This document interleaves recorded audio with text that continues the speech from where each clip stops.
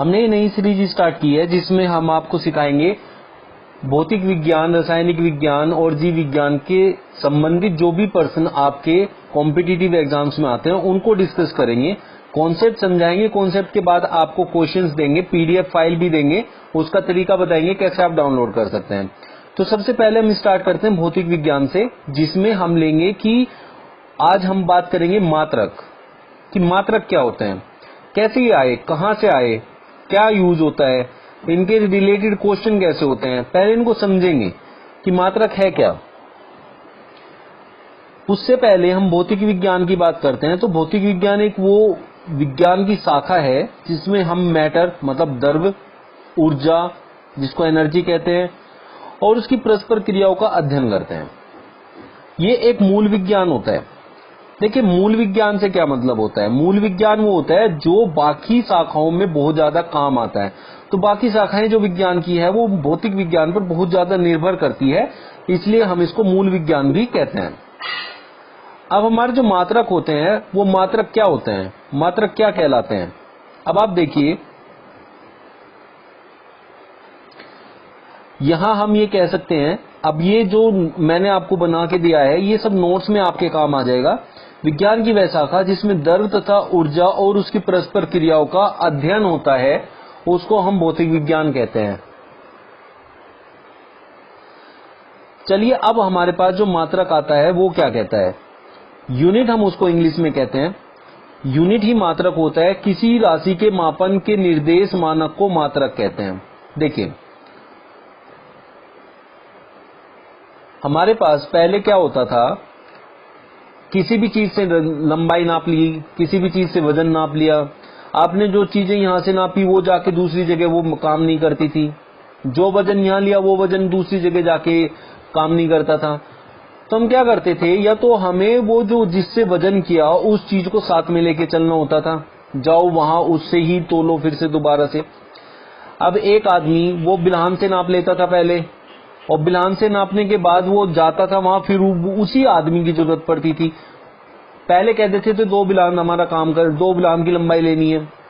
अब 2 बिल्हान किसकी 2 बिल्हान लेनी है, बच्चे की लेनी है, बड़े की लेनी है। बड़ा भी है तो उनके हाथ की लंबाई जो है वो अलग अलग होती थी। इस वजह से अब हमें दिक्कत आती थी। उन दिक्कतों को देखते हुए क्या किया कि एक संस्था का संगठन हुआ। उस संस्था ने ये डिसाइड किया कि विश्व के किसी भी कोने में आप कहीं भी जाएंगे तो आपको वहां ये देखना पड़ेगा कि एक जैसी यूनिट होती है। तो उसी के लिए मात्रक बनाया, जिससे कि हमें पता चला कि चलो ठीक है, आप कहीं भी चीजों को नापो, तोलो, जो भी चीजें हैं, जो भी काम करो वो सब एक समान हो।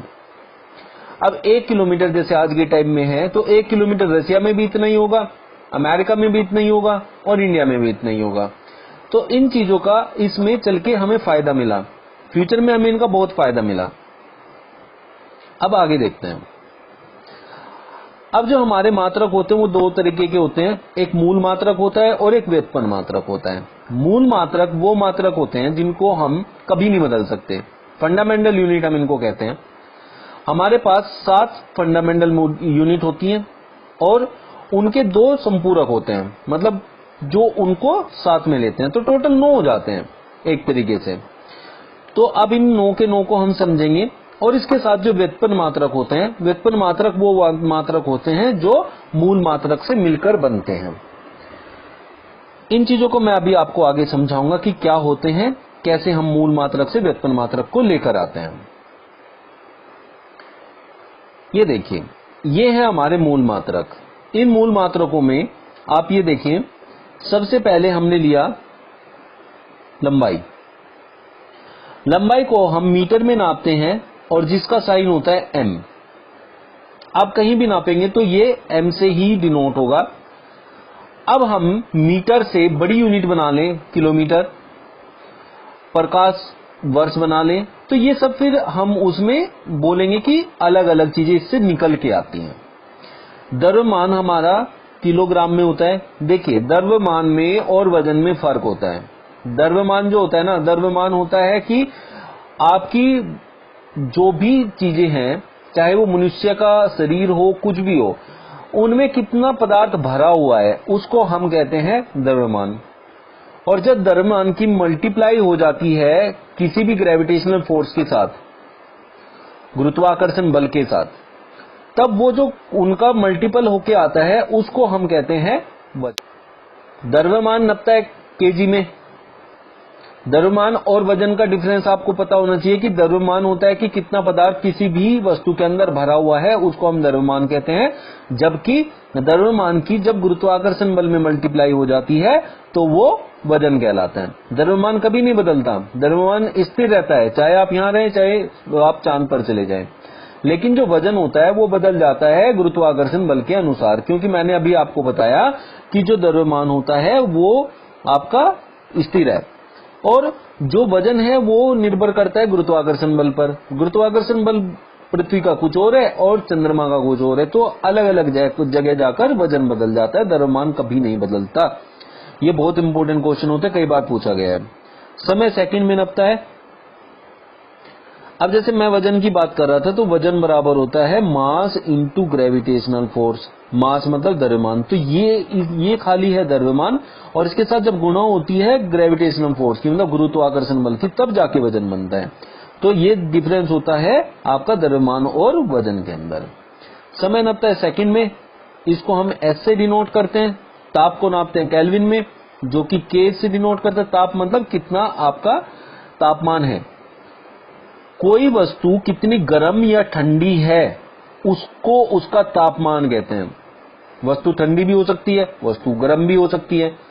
और वो नापता है कि आपके जो आपका भूमंडल है उसका तापमान क्या है, उसके अनुसार कोई चीज कितनी गर्म या ठंडी है उसको उसका ताप कहते हैं, और ताप केल्विन में नापता है।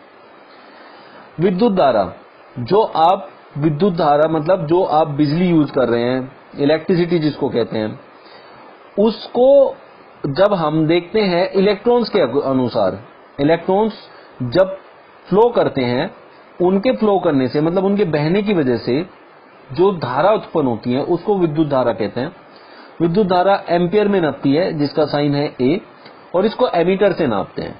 ये सारी चीजें हम डिस्कस करेंगे आने वाली वीडियो में, जो आपको हर एक टॉपिक को अलग अलग डिस्कस करके बताएगा। और उससे रिलेटेड ज्योति तीव्रता, कैंडला, सीडी से हम इसे को डिनोट करते हैं। पदार्थ का परिमाण मोल से नापता है। ये मोल होता है, मैं ओल है मोल, ये यहां स्पेलिंग थोड़ी गलत लिखी हुई है, इंग्लिश में इसको एमओएल से डिनोट करते हैं।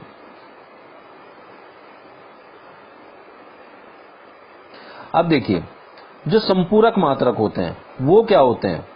अब इसमें जो मैंने बताया कि एसआई के मूल मात्रक होते हैं और उनके कुछ संपूरक मात्रक होते हैं। 7 मूल मात्रक हैं, 2 उसके संपूरक मात्रक हैं, तो टोटल मिला के हम 9 मूल मात्रक कह सकते हैं एक तरीके से। वैसे 7 होते हैं लेकिन 2 इनके साथ जुड़े रहते हैं।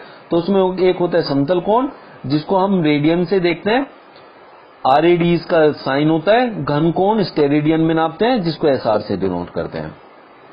इसके बाद आता है आपका पुराने कुछ मात्रक होते थे, मतलब जो पहले मात्रक हमने बनाए उनके नाम बदल दिए फिर आगे चल के।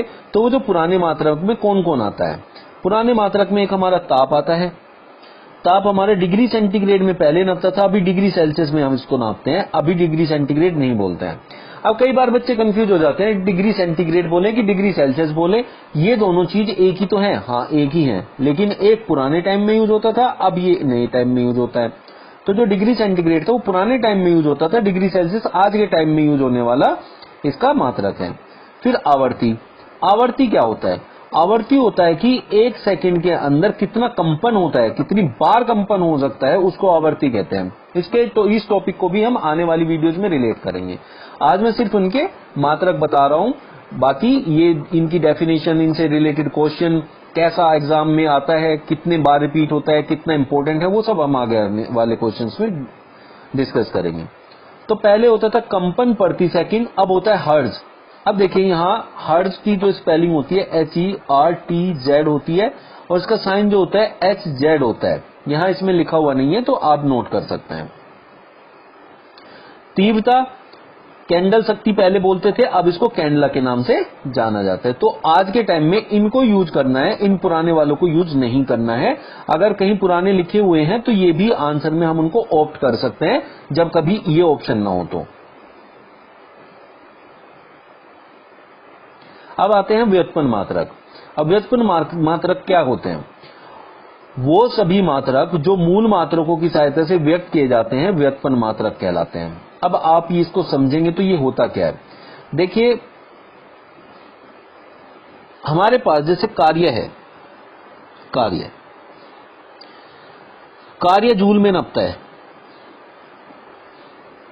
जबकि हमें कार्य की जो यूनिट है वो मूल मात्रक में से नहीं निकली है, लेकिन कार्य की अपनी ऐसा यूनिट तो है ना। SI मतलब ऐसा यूनिट जो हमने संस्था बनाई थी, उन्होंने जो इनके नाम दिए तो उनको SI यूनिट बोला गया है, और ये पूरे विश्व में मान्य है और ये ही सब जगह चलते हैं, इसलिए इनको ज्यादा मान्यता दी जाती है। तो कार्य जूल है, लेकिन कार्य किससे मिलकर बना है? कार्य होता क्या है? जब हम बल की गुणा दूरी में मल्टीप्लाई करते हैं तो हमें मिलता है आपका कार्य, वर्क। अब यहां दूरी की जो यूनिट होती है वो यूज हुई है, फोर्स जो होता है वो होता है बल। तो जब इन सबको मिला के नई यूनिट तैयार होती है, उन नई यूनिट को कहते हैं व्युत्पन्न मात्रक। तो इस तरह की जो मात्रक बनते हैं, जो हम अपने आप से बनाते हैं अपने फॉर्मूले के अनुसार, अलग अलग सूत्र लगा के अलग अलग फॉर्मूले बनाते हैं, और उनके जो मात्रक बनते हैं उनको व्युत्पन्न मात्रक कहते हैं। ये जो है अभी हमने आज आपको ये समझा है, इससे रिलेटेड कल आपको 10 से 20 क्वेश्चन हम देंगे जो बहुत इंपॉर्टेंट होते हैं, हर एग्जाम में आएंगे विद लॉजिक। क्यों होता है, कैसे होता है, वो कल से हम आप लोगों को समझाना स्टार्ट करेंगे। ये एक इंट्रो वीडियो था। आप मुझे फॉलो कर सकते हैं मेरी यूट्यूब पर, जिसमें आपको डेली 10 क्वेश्चन से 20 क्वेश्चन आपको मिलेंगे, जिसमें आप जनरल साइंस की प्रिपरेशन कर सकते हैं, और किसी भी एग्जाम में आपके जनरल साइंस के पूरे क्वेश्चन मेरी इस सीरीज से कवर हो सकते हैं, जिसका नाम होगा डेली डोज। अब इस डेली डोज में आपको 10 से 20 क्वेश्चन मिलेंगे, और फिर उसके बेसिस पे वीकली रिवीजन होगा, जिसमें आप लोगों को टेस्ट के तौर पे क्वेश्चन दिए जाएंगे और आप लोग कमेंट्स में मुझे उनके आंसर देंगे। चलिए मिलते हैं नेक्स्ट वीडियो में। तो आज की वीडियो आप लोगों को कैसी लगी कमेंट में जरूर बताइएगा। यदि अच्छी लगी तो लाइक और सब्सक्राइब का बटन जरूर दबा दें। बराबर में बेल आइकन है, उसको भी प्रेस कर दें ताकि आने वाली वीडियोस का नोटिफिकेशन आप लोगों को मिलता रहे। Thank you.